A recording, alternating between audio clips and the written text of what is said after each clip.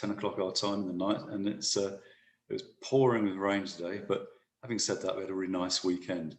I'd just like to add also, this might be our most sophisticated machine, but I was watching the other presentations, and I'd just like to say I'm far from the most sophisticated presenter. I was really impressed with the sort of the quality of the other presentations and the background of these people.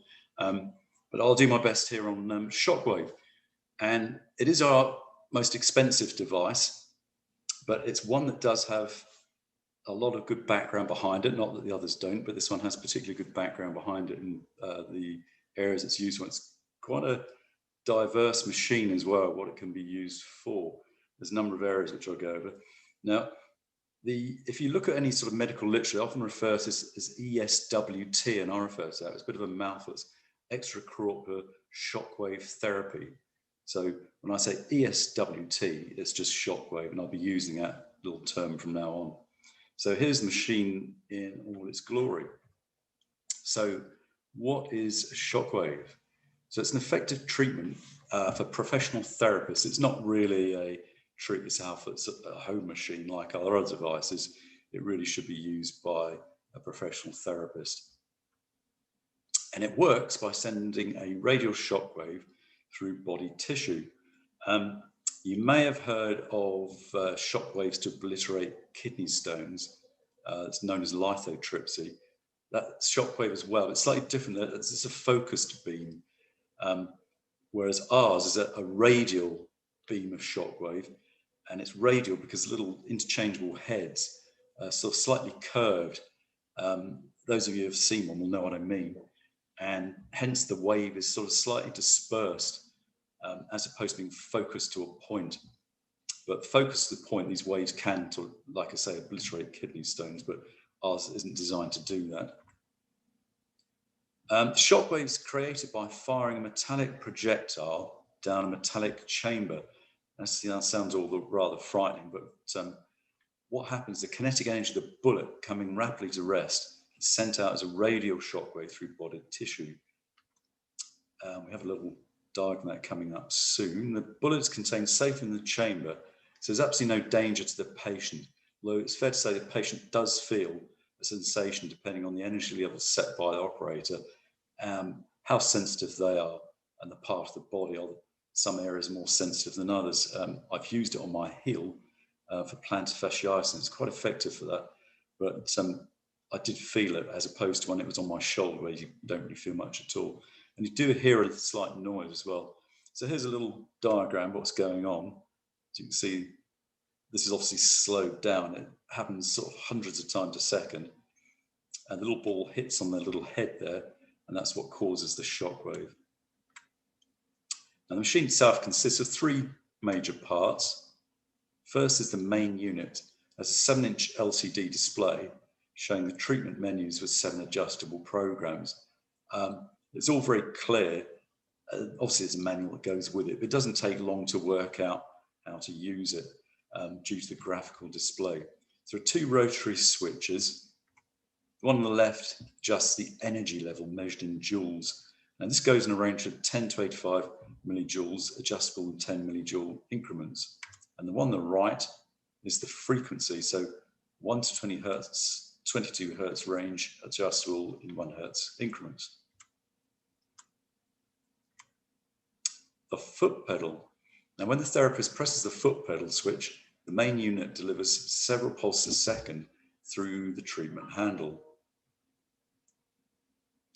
The treatment handle is held in contact with the patient's skin, moved around the treatment area as the shocks are delivered.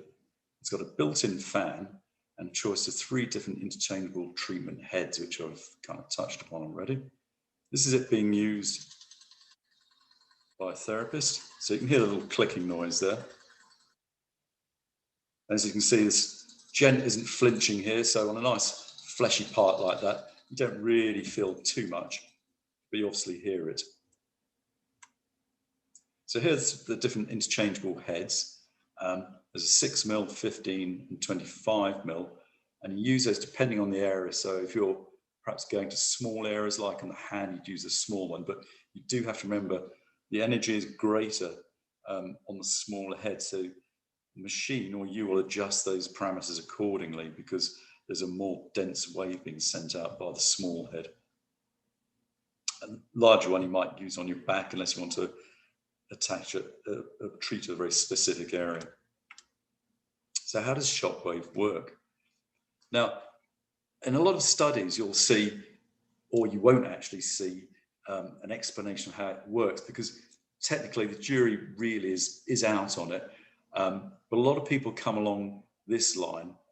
It's causing sort of micro trauma within the body and stimulating the body's own repair process. So this description here I got from a study. It says when low intensity extracorporeal shock waves applied to an organ, the relatively weak yet focused shock waves interact with the targeted deep tissues where they cause mechanical stress and micro trauma. The stress and micro trauma, also known as a shear stress, induces a cascade of biological reactions that result in the release of angiogenic factors, which in turn triggers neovascularization of the tissue with subsequent improvement of the blood supply. So really, in a nutshell, all that's saying is that it's stimulating the body to produce its own sort of healing mechanism. It's similar to inflammatory response. When you injure yourself, the body through the blood supply sends up sort of certain factors in the blood, like white blood cells, and a whole raft of what they call a cascade comes along and heals the injury. This is doing it on a micro scale, and it's kind of similar idea in some ways to, I don't know, any of you have come across these little dermal roller things you can use on face to get rid of fine lines and wrinkles. It's the same thing, it's causing a little micro trauma, but this is doing it in a much more sophisticated way. So in operation, using the device is simple and straightforward. The user is guided by the clear graphical interface of the main unit, and you use a pen to make selections on the touch screen. By selecting the therapy button on the main menu, a visual of the body is displayed, and then by selecting a body part, Shockwave then provides a list of ailments you can treat that are common for that body part. So as I said before, it really is quite simple. So the machine does most of it for you to select what you want to treat, but you can override these options. The treatment parameters in terms of energy level, frequency, time of treatment, and shots are automatically set for you, but these can be overridden. The device then provides settings for acute and chronic states of each ailment. There's also a facility to use the memory, so you can store your favorite treatment parameters for a particular patient or particular ailment. What can Shockwave treat? Excuse me, I've just got a fly landed on my screen. Sorry about that. Right, so Shockwave can be used in 3 different areas of treatment. First is physiotherapy, and there's a large number of ailments can be treated. So among the condition a physiotherapist might treat are tendinitis, including radial and ulnar epicondylitis, greater trochanteric bursitis. Some of these may know this, the greater trochanteric bursa is on the top of the hip. Heel spurs, plantar fasciitis, which I've mentioned before, which I used on myself to quite good effect. Now this is taken from the literature. So a study of 80 patients who had chronic rotator cuff calcific tendinitis comparing Shockwave with traditional physio found that all parameters of the patients in both groups improved significantly. However, patients in the ESWT group had a statistically significant improvement in pain, range of movement, and quick dash scores. And another example, a meta-analysis of Shockwave to treat knee osteoarthritis reviewed 9 studies with a total of 705 patients, and the pooled data relieved significantly lower pain scores in the ESWT groups than in the control groups within 2 weeks of treatment and 6 months after treatment. This review concluded using ESWT to treat knee osteoarthritis may reduce pain and improve functional outcomes. The effect may last 6 months to 1 year. Now, another area can be used in aesthetic treatments to remove cellulite, to remove stretch marks, and for skin tightening. And from the literature, I found this example. A meta-analysis in the International Journal of Surgery concluded there is growing evidence that radial as well as focused ESWT and the combination of both are able to improve the degree of cellulite. And then a small study in Argentina on the use of shockwave to improve sagging skin concluded shockwave therapy is recommended for the treatment of sagging facial skin.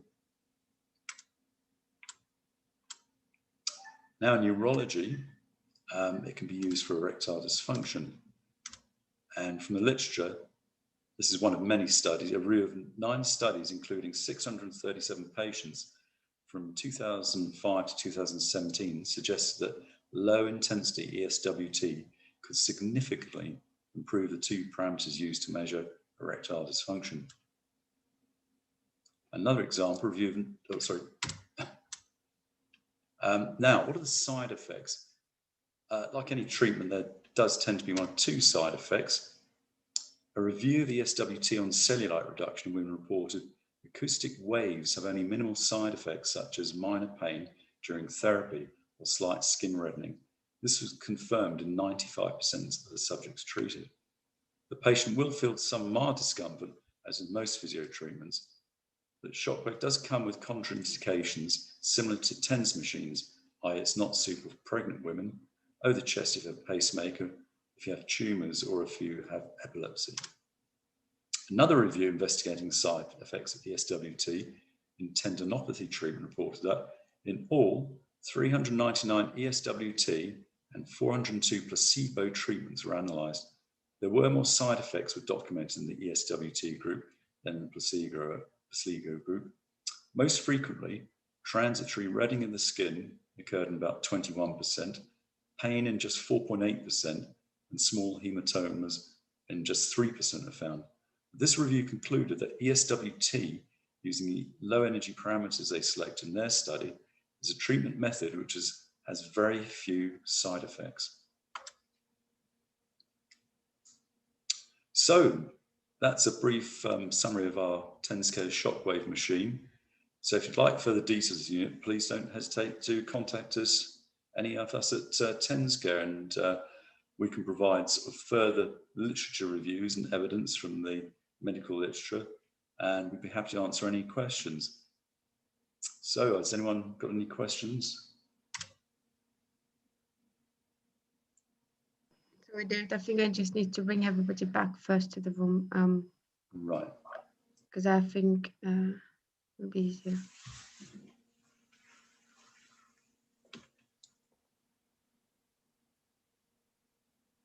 Oops.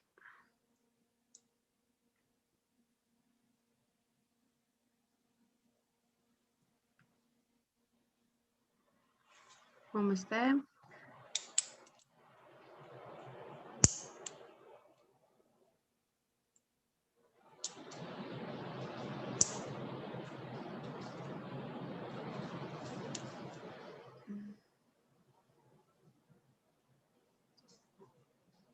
So it just keeps on coming back. So I think that's everyone now. Well, thank you very much, David, first of all, for presenting today. And I'm sorry, it's just August again. I think we have a few people that are not TensCare, not TensCare employees, but TensCare guests rather here. So I don't know if anyone has any questions for David regarding his presentation or in regards to the unit that we've demonstrated. Please feel free to ask now, but you would have to unmute yourself. I can see. Snezhana, I would like to ask, using this machine, do you need some course how to use that? Just to have a presentation how to use, or you mentioned in your lecture that is simple and you have everything in the everything explained in about machine? I think we don't actually offer a course, do we, Lisa? Although it's something we'd probably look into, I think. Yeah, at the moment we don't offer a course, Snezhana, but obviously, like David said, it's recommended for professional use rather than for home use. So physiotherapy should probably understand how to use it, because it also has that the interactive screen that just explains all the parameters that are already preset, anything that can be changed and adjusted, and it's just like a bit of a guide on how to use the device as well. But in all essence, it's really straightforward. You choose the program depending on what condition you're treating, and press the foot pedal, and it sort of starts working. We've demonstrated that ourselves at different exhibitions, and everybody seemed to be sort of comfortable with how to use it. Thank you. I think that there are courses out there. I mean, if you were interested, I could probably look some up for you. And yeah, as Lisa said, it is straightforward once you've kind of read through the manual. It's almost kind of self-explanatory, really, the way the graphics are laid out. But again, I can supply information on studies of the safety of it. So although it's only really for sort of therapists, it is a safe machine. Mm-hmm. Thank you. Any more questions? I know that there is Christine Horak. I don't know if you'd like to ask any questions. We've met a long time ago at one of the exhibitions. Christine used to, I think you've bought a couple of our units, but not physiotherapy equipment. I think it was. Actually, I'm learning physiotherapy, so it is interesting. But I'm more focusing what this machine is doing with the body. How I think I joined a little bit late, but could you just a few words to say again how the body feel or what is going on in this physiology in the organism when used this shockwave therapy? Yeah, it's kind of the idea. It's what I mentioned in the presentation. If you look at the medical literature when they trial these devices on various ailments, quite often the literature doesn't explain the mechanism behind shockwave. I think the reason for that is it's not fully understood. In one of our earlier presentations, Professor Watson was talking about microcurrent, and he said, you know, we know it's effective or can be effective, but we don't quite know how it works. We're pretty sure we know how TENS works with interrupting the pain gate theory, but it's like this with shockwave. There was an explanation I read out from some of the medical literature, but it's by no means sort of confirmed, really. The idea is it's stimulating the body's own repair process. So it's causing sort of micro traumas. So yeah, very sort of small traumas on like a real micro level. David, maybe you just get back to your, sorry to interrupt you, if you get back to your slide where you show that ball going inside the handle. Let me see.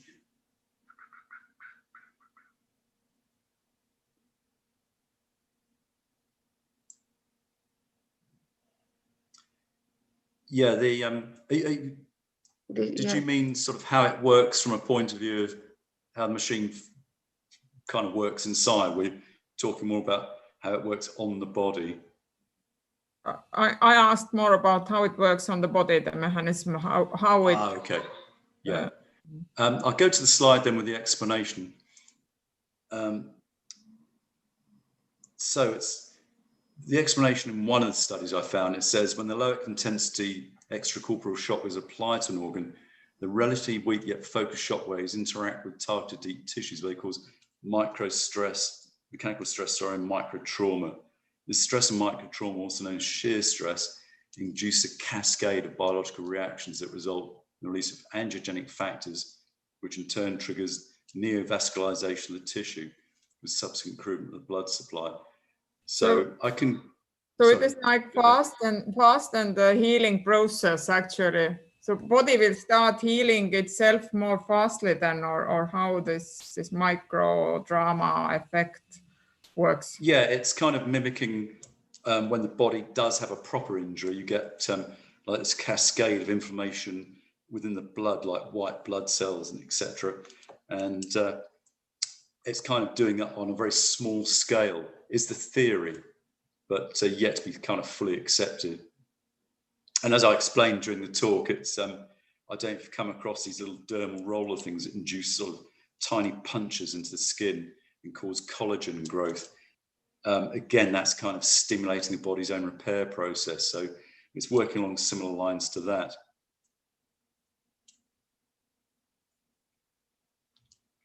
But yeah, feel free to email me and I can then send you some of the studies we've got, which kind of go their own way to explaining how they think the process works. Good. Any more questions?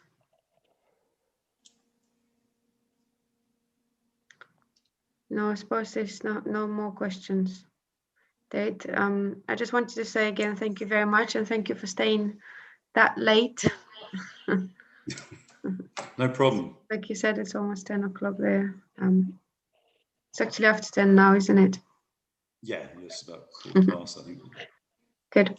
Well, we will have our next session on our new product development at 10 o'clock. So if you can just use that link where you registered for that same webinar, that should be active 5-10 minutes before 10. Good. And then if anyone who was on this session have any questions later on, do not hesitate, just get in touch with us and we'll find the answers for you. Good. Thank you. I'll see you all very soon. Okay, cheers. Thank you, Thanks. Dave. Thanks. Bye. See you guys.